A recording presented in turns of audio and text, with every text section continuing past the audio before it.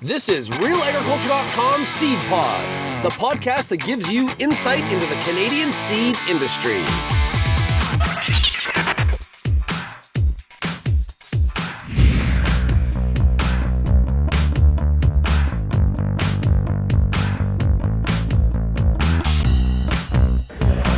It's time for another episode of the Seedpod on RealAgriculture.com and our sponsor, Biovision Seed Labs. I'm joined right now by Holly from Biovision Seed Labs. Imagine that. How are you doing, Holly? I'm doing wonderful today. Biovision is 20 years old.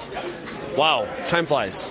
I know it's really hard to believe, and you know, Sean, we're so grateful to the fantastic customers we've had, our suppliers, and our employees. You know, they've all contributed to our success in the past, and we're so excited about agriculture and the next upcoming 20 years. I don't want to age myself, but I remember when Biovision started.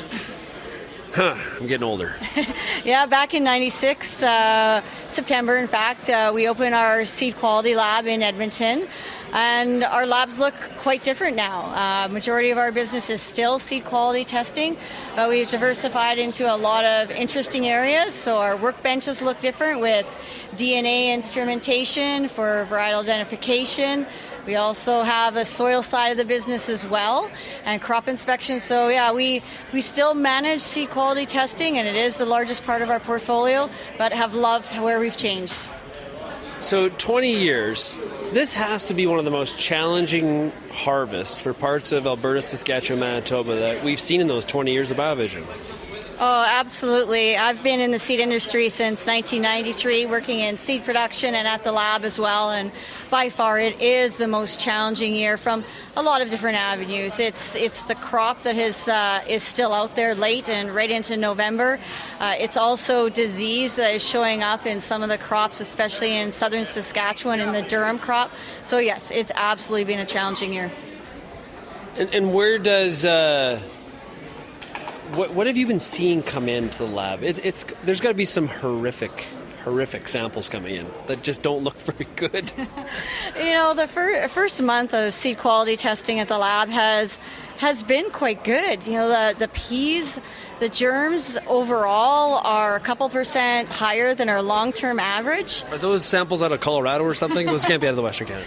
You know, I think it's the last couple of falls prior to that, we saw a lot of mechanical damage, you know, a lot of dry peas that were put through combines, and it just caused poor germination. While this year, the peas so far look pretty good, seeing a little bit more ascochyta as a seed-borne disease, but the peas overall would be the one successful crop. From a Manitoba perspective, the beans, the soybeans, their seed quality is very good as well this year.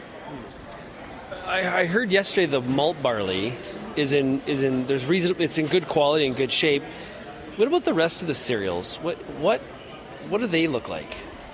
Well, first batch of samples coming into our lab look very good. We're talking germs in the 90-some %, some low-level disease infections, but the last month has been a huge challenge. The barley samples are coming in that are pre-sprouted, heavy disease pressure as well, just not growing well. The wheat, very similar situation, especially the Durham crop. The germinations are quite low. The blotters are covered with seed-borne fungus, primarily a fusarium of nature. So, yes, a lot of this cereal seed is not great quality. But keep in mind, there's some that came off earlier on before the tremendous amount of rain that we had. So it's extremely variable. Is Alberta still fusarium-free, Holly? Oh, as you laugh. Well, you know what? There are pockets that we haven't had any detections to date. But this year we had a lot of rain, a lot of moisture, some warmer conditions in the July infection period. So we are seeing a lot of fusarium gram in the seed samples on both wheat and barley. Yeah, a lot of growers in Alberta and Saskatchewan dealing with the fusarium issue, and they're being impacted at the levels that people in Ontario and parts of the U.S. have been dealing with for quite a longer amount of time. So that really is a tough fungus. Oh, it's so persistent, it's really hard to beat. We're getting a lot of calls in our lab with, first time detections on some farms, and, that's alarming, but it is something that is somewhat expected based off of what we saw in the field. We are also getting a lot of questions on vomitoxin and whether to feed the crop to the animals. And so we have been conducting a fair amount of vomitoxin testing to determine the parts per million of DON in the content of the grain. So we are seeing elevated levels of that as well. So producers should be cautious if they're looking at feeding a lot that they know they've tested with Fusarium graminearum, is to follow up with a DON test. Okay, and so that if they're using a seed lab like Biovision, that they check that there's a check on the test request for a VOM test. If that's what if they're planning on using it for feed, absolutely, it's something that should be done. Yeah, especially with hogs, right? Mm-hmm. Absolutely, they are very, very sensitive. Cattle, based off the Alberta Agriculture website, you can go a little higher, absolutely, on the parts per million. But hogs are very, very sensitive. You'll get feed reductions, you'll get weight loss, and some more detrimental effects if it's very high.